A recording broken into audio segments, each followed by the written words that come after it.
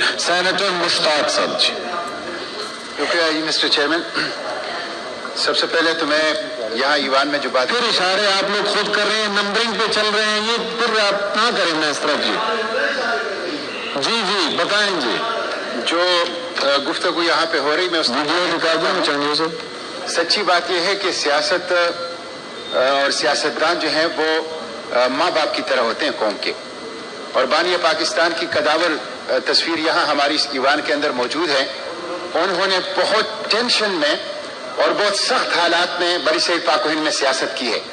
ان کی سیاسی زندگی کے اوپر اگر آپ نظر ڈالیں, اس کے اندر ایک ڈسپلن تھا, اس کے اندر ایک وقار تھا, اس کے اندر اخلاقیات تھی, اس کے اندر اصولوں کی پاسداری تھی.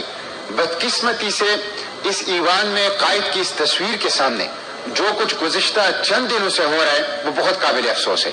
تو اس پہ ہم آپ کو خراج تحسین پیش کرتے ہیں کہ ایوان کو آرڈر میں رکھنے کے لیے, اور وزراء سے گزارش کرتے ہیں کہ وہ اس ایوان کی, خصوصاً سینٹ آف پاکستان کی, اس کا جو احترام ہے اس کو ملحوظ خاطر رکھیں.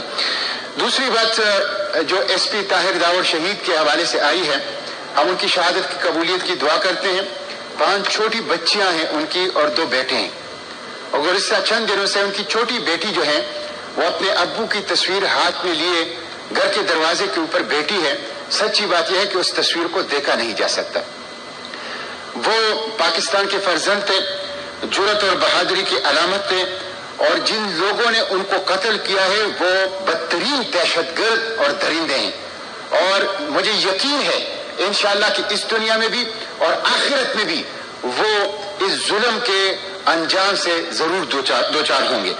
محترم چیئرمین صاحب, مجھے یہاں جو رپورٹ پیش ہوئی ہے اس کے اوپر مجھے جو آفیشل سٹیٹمنٹ دی ہے اس کے اوپر مجھے ریزرویشنز ہیں.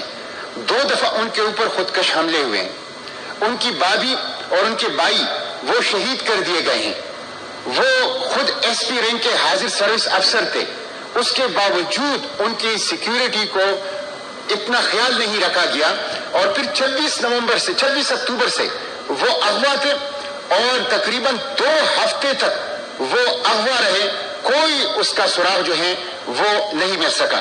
یہ اسلام آباد سے اغوا ہوتے ہیں, جہلم جاتے ہیں, اور پھر جس طرح وزیر صاحب نے کہا میاوالی کے راستے افغانستان. اتنی چیک پوسٹیں ہیں, اتنے ڈسٹرکٹ ہیں, اتنی ایف سی لگی ہوئی ہے بارڈر کے اوپر.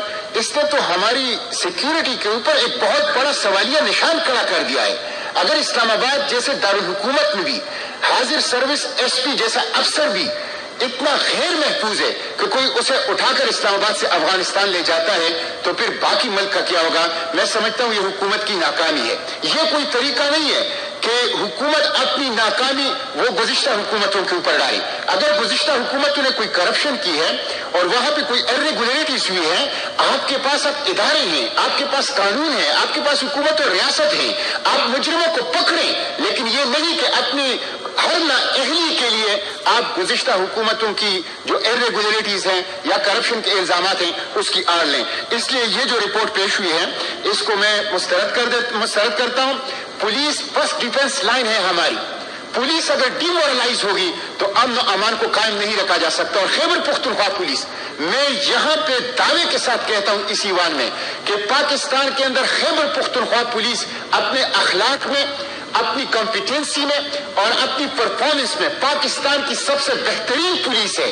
آج اس پولیس کا ایک اتنا بڑا افسر جو ہے وہ شہید ہو گیا ہے. پوری پولیس ڈیمورلائز ہو رہی ہے, پوری پولیس ڈیمورلائز ہو رہی ہے. اس لیے ہمیں اپنی پولیس کو بچانا ہوگا.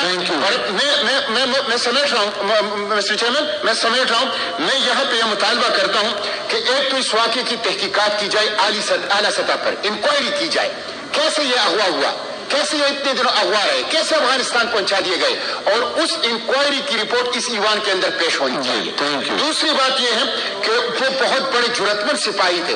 آج خیبر پختونخوا میں اگر امن و امان ہے تو یہ اس جیسے بہادر سپوتوں اور فرزندوں اور افسروں کی وجہ سے. ان کو پولیس ڈپارٹمنٹ کا سب سے بڑا میڈل اور جرأت اور بہادری اور قربانی کا سب سے بڑا اعزاز جو ہے وہ دینا چاہیے. یہ میں سمجھتا ہوں کہ حق ہے, اور اس کے نتیجے میں ایک اچھا پیغام ان لوگوں کے لیے جائے گا جو اس مٹی کے لیے قربانی دے رہے ہیں, اس وطن کے لیے قربانی دے رہے ہیں. حکومت نے ان کی لاش کے حوالے سے جو رویہ اپنایا, गुज़िश्ता 3 दिनों से ये कन्फर्म था कि वो शहीद हो चुके हैं और उनकी लाश अफगानिस्तान में है, लेकिन हुकूमत तसाहुल से काम ले रही है, मुजरिमाना गफलत का मुजाहिरा कर रही है। मैं समझता हूँ कौम के एक बेटे और फर्जंद के साथ हुकूमत का ये रवैया ये नाकाबिल बर्दाश्त है। मौजूदा हुकूमत की ये नाकामी है, ये नाअहली है, इसको लोकेट करना चाहिए।